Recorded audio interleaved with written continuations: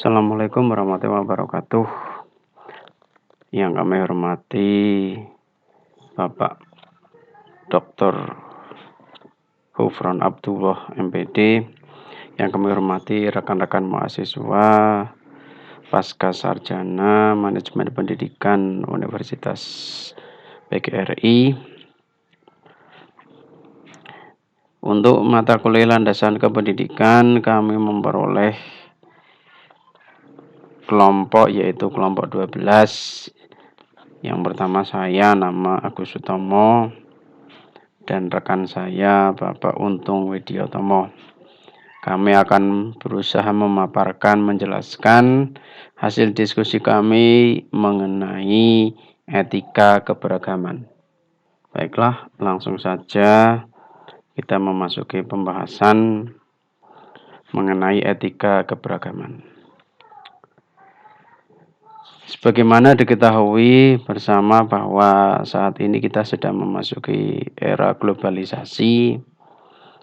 Era globalisasi ini merupakan buah dari kemajuan sains dan teknologi. Dan salah satu ciri dari era globalisasi adalah adanya persaingan bebas. Kemajuan sains dan teknologi tentunya akan biasanya menimbulkan konflik dengan agama. Karena apa? Karena dengan adanya era globalisasi, maka pemikiran manusia itu lebih mencondongkan kepada akal atau logikanya saja. Sehingga kadang hal itu bertentangan dengan agama. Globalisasi yang bertemu dengan keberagaman, yang tadi sebagaimana dijelaskan dapat menimbulkan konflik, akhirnya akan dapat menciptakan suatu tindak kekerasan, radikalisme, serta terorisme yang dimana pasti itu akan mengatasnamakan atas nama agama. Bagaimanapun juga kerukunan umat beragama, baik internal agama itu sendiri maupun antar agama, menjadi keniscayaan bagi kedamaian dan perdamaian dunia, serta hal tersebut merupakan tuntutan era globalisasi. Jiwa dan semangat pluralisme memerlukan dialog antar umat beragama atau antar umat beriman, yang itu yang termasuk di dalamnya adalah aliran kepercayaan secara jujur, terbuka, bermartabat, dan beradab. Seperti apa yang pernah disampaikan oleh William Fenley, mengatakan bahwa kekerasan ekstrim yang mengatasnamakan agama terjadi bukan hanya karena kekeliruan penafsiran ajaran agama, melainkan juga karena merasa dizolimi sehingga ingin membalas melalui jalan yang ekstrim. Ada banyak titik temu yang dapat dijadikan pemersatu atau pencipta kedamaian antar agama, antara lain yaitu tauhid, ritual keagamaan, ajaran moral, kesinambungan ajaran kitab suci, kebenaran, dan nilai-nilai universal. Tauhid adalah ajaran bahwa hanya ada satu pencipta dan pengatur alam semesta. Hanya ada satu zat yang disembah, yaitu Tuhan yang Maha Esa, yang mutlak, yang Maha Pengasih dan Maha Penyayang, yang Maha Tinggi, yang Maha Kekal, yang Maha Besar tanpa batas. Pelanggaran terhadap tauhid disebut syirik. Yang kedua yaitu ritual keagamaan. Intisari keberagaman adalah ritual atau ibadah yang bermakna kedudukan dan kepatuhan yang mendalam terhadap Tuhan yang Maha Esa. Titik temu yang ketiga yaitu adalah ajaran moral. Substansi moral agama-agama adalah satu, bersifat paripurna, universal, dan perennial atau langgeng abadi. Semua agama mengajarkan moralitas yang sama, yaitu misalnya moralitas cinta kasih. Ajaran cinta itu sendiri menjadi titik temu semua agama yang tidak terbantahkan.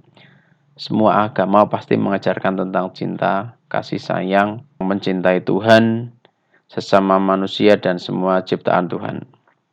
Titik temu yang keempat yaitu kesinambungan ajaran kitab suci. Terdapat kesinambungan substansial ajaran kitab suci, misal Al-Quran menyebutkan ada banyak wahyu dan rasul serta kebenaran masing-masing. Al-Quran membenarkan kitab-kitab suci sebelumnya. Titik temu yang kelima yaitu kebenaran. Kebenaran menjadi titik temu semua agama karena semua agama menuju kepada kebenaran. Tentang kebenaran agama dapat telah dikatakan bahwa memang tidak semua agama sama. Bagaimanapun perbedaan itu hanyalah perbedaan bentuk dan manifestasi, bukan substansi. Titik temu yang keenam yaitu nilai-nilai universal. Membicarakan nilai-nilai universal yang terdapat di dalam teks-teks keagamaan, kitab suci agama, sebagai titik temu antar agama-agama ini masih dianggap perlu, karena sebagian besar umat beragama saat ini masih memaknai agama secara tekstual dan ritual, bangga pada ajaran-ajaran agamanya masing-masing. Belum mampu memaknai agamanya secara konstekstual. Kita sering masih lebih bangga pada agama kita. Misalkan agama adalah segala-galanya, bukan pada tindakan kita yang segala-galanya itu Tuhan. Maka semua tindakan kita harus dipertanggungjawabkan kepada Tuhan.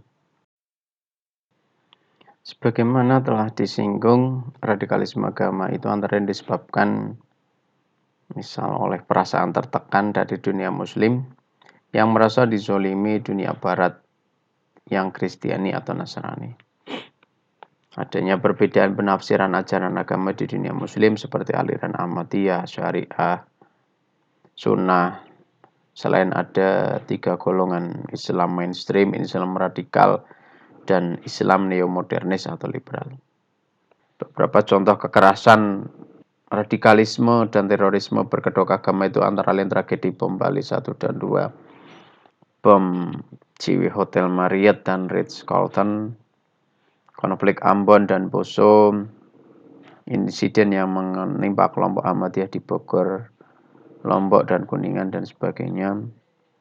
Serta yang terakhir, munculnya negara Islam Irak dan Suriah atau kita lebih mengenal dengan nama ISIS. Tindak kekerasan yang bernuansa agama tersebut tidak terlepas dari jiwa dan semangat untuk memperjuangkan Islam sebagai dasar negara, serta idealisasi ajaran-ajaran Islam menjadikan agama sebagai ideologi. Padahal Gus Dur Abdurrahman Wahid almarhum berpendapat bahwa agama harus dipisahkan dari ideologi, karena ideologi dapat digunakan sebagai senjata politik untuk mendiskreditkan dan menyerang siapapun yang pandangan politik dan pemahaman keagamaannya berbeda.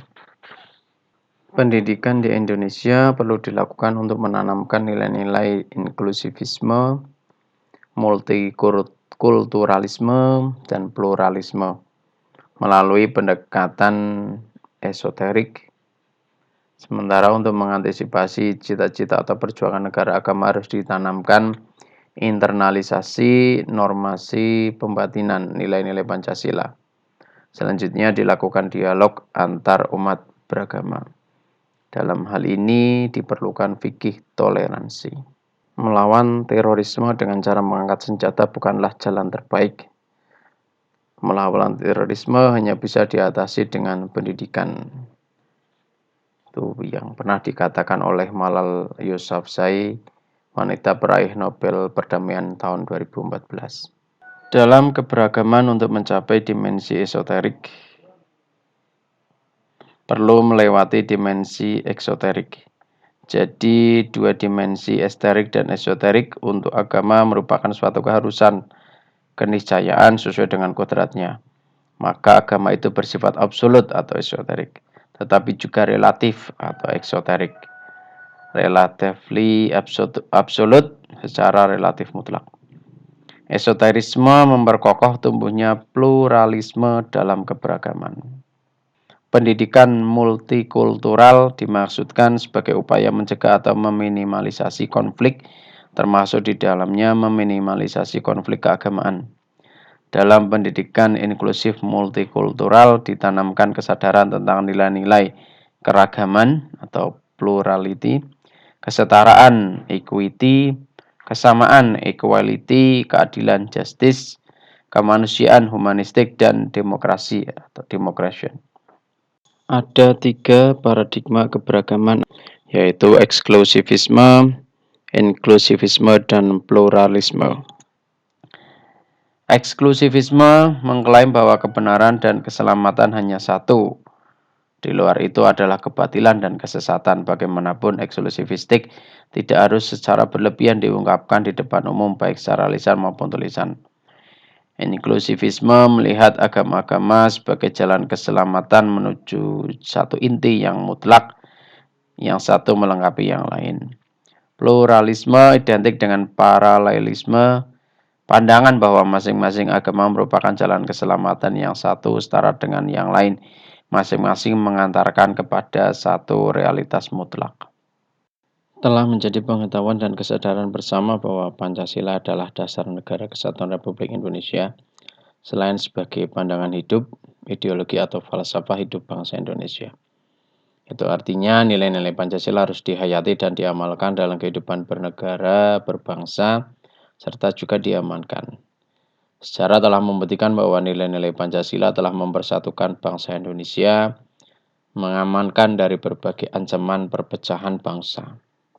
Dalam kaitannya dengan etika keberagaman, negara Pancasila mengakui semua agama dengan kedudukan yang sama. Tidak ada yang diistimewakan, termasuk tidak dibedakan antara mayoritas dan minoritas. Bahkan juga diakui adanya aliran-aliran kepercayaan yang percaya kepada Tuhan Yang Maha Esa. Dialog antar umat beragama hendaknya dimaknai sebagai perjumpaan antara manusia dan manusia, melibatkan hati, melepaskan keterikatan pada dogma dan rumusan kepercayaan. Karena dogma dan rumusan kepercayaan dapat mengarahkan kepada eksklusivisme keagamaan bersifat tertutup dan radikal. Dalam dialog antar agama yang dialogis menuntut suatu persyaratan, yaitu setiap orang yang berdialog harus memiliki pengetahuan, pengalaman, dan pemahaman yang luas dan mendalam tentang agama, baik agama yang dianutnya maupun agama dari teman atau partner berdialog. Dialog antar agama bukan syiar agama, tidak untuk menawarkan pertobatan, memasuki atau berpindah agama.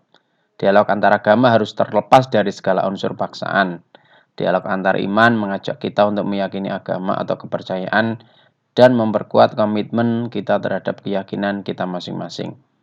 Dialog erat kaitannya dengan sikap keragaman dan pluralistik. Dialog antar agama dijiwai oleh sikap beragama yang pluralistik, dan sikap pluralistik dalam beragama dapat dikembangkan melalui dialog antar agama yang dialogis. Pendidikan toleransi.